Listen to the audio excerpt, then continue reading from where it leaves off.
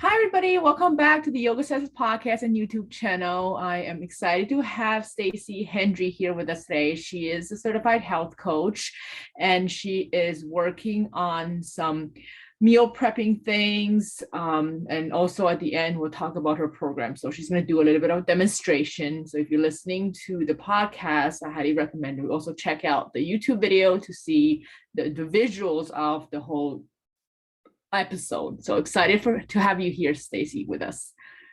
Thank you. I'm so excited to be here. I watched several of your videos and they're so informative. So I'm just very happy to be able to share some of my tips as well. Thank you. I'm glad like you and other people like you would be able to come on and share all the knowledge with us. Yeah, it's great. Awesome. So let's get started with a little bit about you and how you get started with the health coaching route revenue and what's that going like for you now and how you're helping people, how you helping yourself and all the stuff. Right. Actually, it came from helping myself. So early in my career, I was writing software systems as a programmer for corporate America, and I left to raise my children. And during that time, I got covered with these itchy bumps, hives and bites, and my skin was just itching all over and cracking and bleeding. And I went to allergists, dermatologists, doctors. Nobody could figure it out. And around the same time, I became interested in like a health coaching program. So I started there, and they were talking about elimination diet, and I decided to try it. And that actually started to help my skin. And from that point on, my skin really cleared up. And I realized like a lot of times people have these things that doctors are scratching their heads over. And a lot of times it's related to their diet or their lifestyle. So since I was in the health coaching program, that started me off. I started running programs after that to help people get on a healthier path. That's awesome. Thank you for sharing your journey with us. So you mentioned the elimination diet helped you with your skin. Which particular items you noticed that you eliminated and that actually helped with your skin? It's funny that you asked that, because in all these years, I've never really found it to be one thing. Reactions can happen up to 3 days later, and sometimes it's a combination of foods. So it's really sometimes difficult to pinpoint the exact thing, but just me getting on a healthier path and eating more fruits and vegetables and less packaged food is what did it for me. I think when people buy boxed food, it has preservatives and chemicals in it. And a lot of times that's what we're reacting to. So just getting on a cleaner path is going to help you in so many ways. Yeah, definitely. The preservatives and everything you said. Yes, absolutely. Okay, now you have stuff prepared on the side to show us? Yeah, I was going to talk a little bit about what I do in my programs, how I help people. Okay, yeah. So I focus on 5 things that I think are the keys to a healthy life, and you're going to know what these are. One of them is hydration. I feel like people are really dehydrated and don't drink enough, so I help them to find ways to drink more. I focus a lot on healthy food and getting away from the chemicals like we mentioned. The Mediterranean diet is proven many, many times to be really good for your health, heart health, brain health. I just watched something on Alzheimer's and they said Mediterranean diet. I help people to move more. Everybody knows that if they sit on the couch too much, it's not going to be good for your health. So just finding ways to get out and move. Stress reduction. If you eat a lot of broccoli, it doesn't matter if you're really stressed, you're not going to be healthy. So, and the last is just self-care, really taking care of ourselves and talking nicely to ourselves. So it's really the things I focus on in my programs, and helping, because I was a programmer and a problem solver, I'm able to help people figure out what will work for them, like what they'll actually do, and then hold them accountable to do it. So that's how I've been successful. Okay. Could you share like 1 or 2 ways that people can drink more, stay hydrated more? Well, one thing is to figure out, I like to say about half of your body weight in ounces. So if you weigh 150, so 75 ounces. So I have my reusable bottle because I don't like plastic. And this is 20 ounces. So for me, I have to drink 3 of them. So I fill it in the morning, try to drink it before lunch, and then try to drink it between lunch and dinner. I don't like to have too much after dinner because that'll interrupt your sleep, but I try to drink the 3 bottles between the time I get up. I drink a lot when I get up, and then between breakfast and lunch and dinner. So that like helps just to have a goal, to know what you're going for, and to have a handy, but like this keeps the water exactly the temperature I like. So I'm more likely to drink it. And I keep it when I'm on Zoom because it's easy to sip. Okay. And how about exercises? What type of exercises do you introduce to your programs? So, well, I actually run a morning workout on Zoom every day. People come on Zoom, I share my screen, I pick, I'm a member of Beachbody, so I use theirs. They have a good variety of yoga, weights, bar, lots of different things. So I just pick a 30-minute workout. We all hide our cameras, exercise together, and then say, have a good day. And it's really worked well for accountability. But people need to figure out what will work for them. Do they want to take a walk? Do they like something like Zumba, which is dancey? And I just try to tell people to just start, just 5 minutes. If you start, like a client recently was saying, I have a rowing machine downstairs, and every night after dinner, I don't want to do it. So I said, well, just try for 5 minutes. If you're trying for 30, it seems overwhelming, but start with 5. Once you start, your body gets the endorphins and wants more of it. So just finding something and getting out there. And some self-care suggestions. So one of the big things I notice is how mean we are when we talk to ourselves. You know, people say, oh, I fell off, or I was a train wreck, or really strong words like I screwed up completely. Like, if you had an ice cream at your birthday party, then great, I hope you enjoyed it, but get back on track. So having people realize like those words, your brain really listens to the words you say, and it's better to give it good words. We may as well do it because other people knock us down. So we have to have good words for ourselves. Okay, awesome. That seems to help people. Yeah, that's great. And what are some of the books that you like in the area of like health and wellness? Oh my gosh, I've read so many, but it's actually better to work with me because I've taken all those books and compressed them into something manageable, so people don't have to go. There's so much conflicting information out there from people writing different books. And you'll find somebody who'll tell you whatever you want to hear. So I like to kind of parse through that myself and give people the smaller abridged version of what I think is healthy. Okay, awesome. Yeah.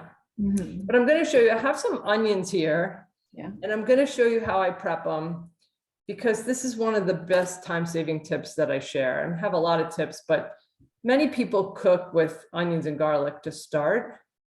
So, you know, prepping them in advance really does help to save time. And if you can save time in the kitchen, prepping your healthy meals, you're more likely to eat healthy, and you'll have more time for yourself to have fun. So I'm going to show you, I have, let's get a good view of it here. This is my food processor, and I have it half filled with onions. And I take an onion and I cut it like an apple wedge size, and I fill it up halfway. You don't want to do it too high because then it won't, it'll be too packed. So you don't want to turn this on because that'll just make onion puree, and you want a fine dice as if you cut it. So I use the pulse. You can see they're bouncing up and down. So that is what makes it stay a fine dice. It doesn't become too pureed. And I do it for about maybe 10 pulses.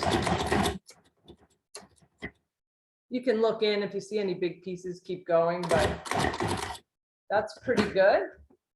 And then I'll take this, you can see it, they're all finely diced, and I'll put this in a baggie. I like to use the reusable ones.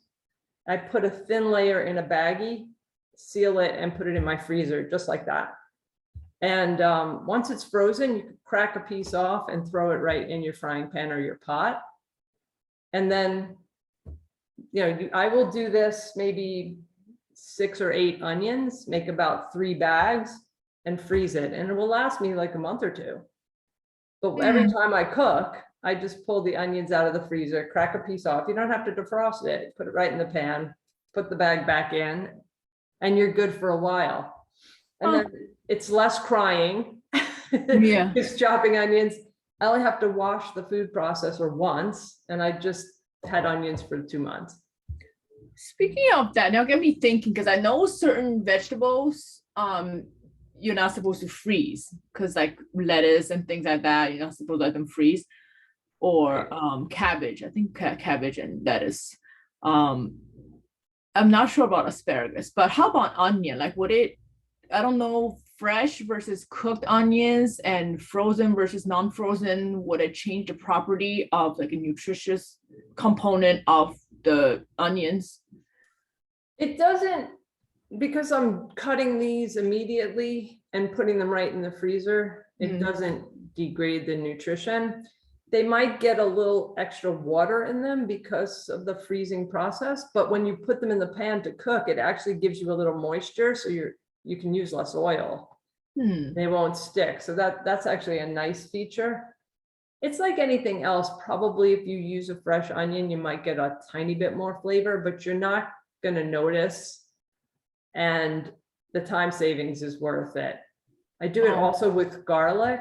That I do turn on completely. I don't pulse. I turn it on because I want a puree. Yeah. And I put that in a bag too. And I don't have to clean the garlic press every time I cook. I don't have to peel it. I just buy the peeled bag and then I do 1 shot and it lasts me a month or 2. Yeah. Okay. The key is to keep it relatively thin. If it gets too thick, it's hard to break, but yeah, a thin layer works well. And there's so many things you can freeze. I use, when my bananas are very ripe, I put them in the freezer after I peel them. And I'll use them for smoothies. A lot of fruit, if we have too much fruit where we're not going to eat it all, I'll wash it and put it in a baggie. And I use it for smoothies, and then you don't waste it, and you have it when you want to use it. You can't really defrost it. Like you can't, put spinach in the freezer and then use it for a spinach salad. It'll be mush, but it's fine for a smoothie or for cooking. Okay. So I know tomatoes, you cook them, is certain, it has certain vitamins or whatever. I forgot the name of that stuff in tomatoes. You cook is better. But what about onions? Is it raw better to eat it raw or cooked? I have it, each vegetable, you get a different benefit, whether it's raw or cooked. So having all of it is good. Like if you have a raw tomato, you might get more of the lycopene. If you cook it, you might get more of something else. So it's good to have a variety of vegetables, all different colors of the rainbow, and eat raw and cooked, as long as your digestive system can handle that. Okay. Yeah, so it's all good. It's much better than eating, something through the drive-through or pizza. No matter how you're eating vegetables, they're going to be more healthy. Each color of vegetable has a different antioxidant and different health property. So it's good. That's why you want to eat like orange and red and purple and white. Also the colors, with the chakras. A couple of episodes ago, I was talking with Elena Swan about the chakras and different colors. Even with the vegetables, you eat the different colors and actually helps with the different chakras as well. Yes. Yeah, that's pretty cool. Yeah, and vegetables, they're not putting preservatives in it. They're fresh in the produce aisle, and it's a whole food. I like to eat whole foods. It's one ingredient, apple. Not like when you read a package of crackers, it has a lot of ingredients that you don't even know what they are, and neither does your body. Yeah.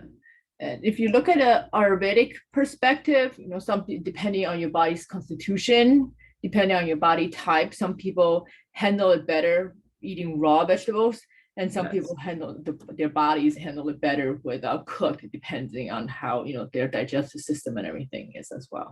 Yeah, it's very true. Sometimes people can't digest raw vegetables as easily, so they should cook everything. But in time, if you heal your digestive system, you should be able to go to eat raw vegetables again.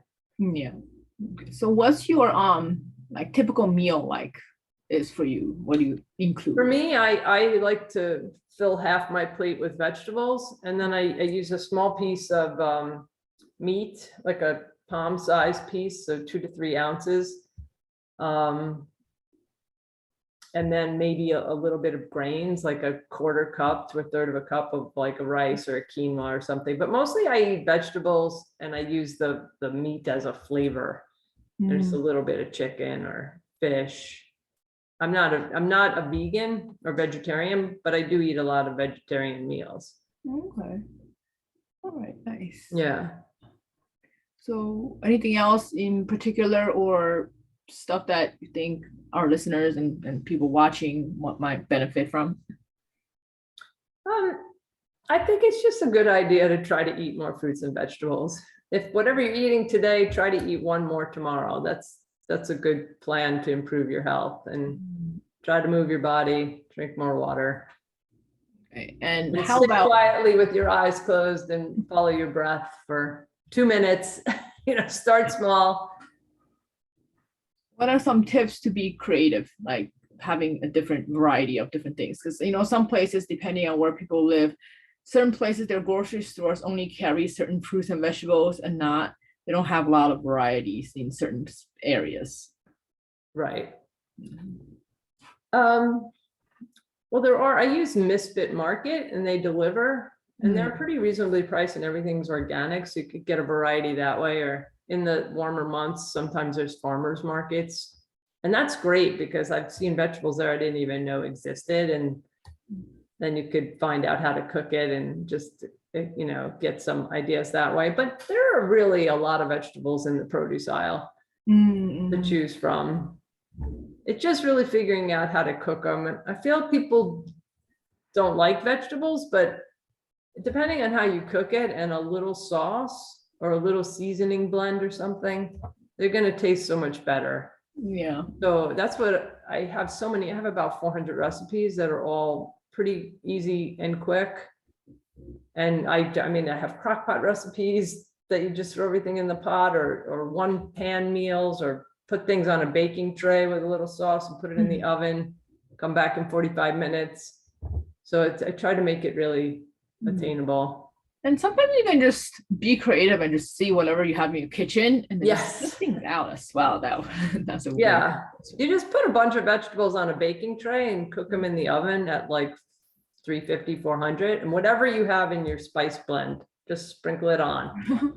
It's even salt and pepper is just fine too. But if you want like a little jerk seasoning or Italian blend, whatever you have, they're always good. And also, like the people that don't really like the flavor of vegetables, even if they're cooked, you can still taste, especially the kale. Like my husband hates kale, but if you blend it up in like in a smoothie with different fruits, then it pretty much like covers the flavor of the vegetables. It does. And you start small, put 1 leaf of kale in it first. It still helps. And then if you like that, then the next time 2 leaves. And then if it gets to be too much, then you back it down. But that's a good way to start, because once your body knows how to digest it, it makes it taste better. No, yeah, for sure. Yeah. For sure. Yeah. Okay. So how can people reach you?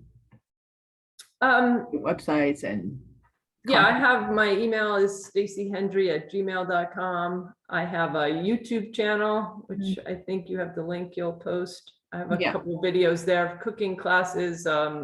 This onion tip, I have something about how to make smoothies. So that's a good place to look. And, I have some programs coming up. This summer I did a summer sizzle in July. It was just a fun 6 things you could do every day to get on a healthier path. And it was so fun that I'm going to continue it in August and probably ongoing as an accountability program. So that's starting next week. And I'm running a weight loss challenge in September, usually after the summer, and margaritas and ice cream. People want a weight loss program. In October, I'm doing a diabetes program for those pre-diabetic to help them avoid getting to full-blown diabetes. With type 2 diabetes, it's usually diet and lifestyle, and you can stay away from diabetes if you do the right things. Right. And then in January, I usually run an elimination program, cleanse type of thing after the holidays. So, but they're all very similar. The diet varies a little bit on each program, but it's really the 5 things I mentioned, and then having support to actually do them. Yeah, for sure. Yeah. And this won't be released in within this week, so it'll be like 2 weeks from now. So Okay. and that the program that you're starting next week, you maybe you'll run it again in the future, and then people can Yeah, join. it's going to be ongoing monthly program. So at any time, people could reach out to me, stacyhendrie@gmail.com, and I'll give you the details.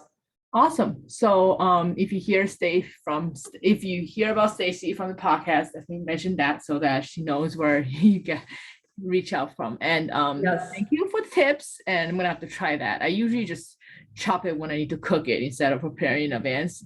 A lot of things probably would save me a lot of time if I do prepare in advance. Right. Yeah. Time and cleanup. Oh yeah, which definitely. is also time. Yep. Yeah. For sure. Yeah. Great. Thank you. This has been great. Yeah. Looking forward to connecting again. All right. Thanks, Ben.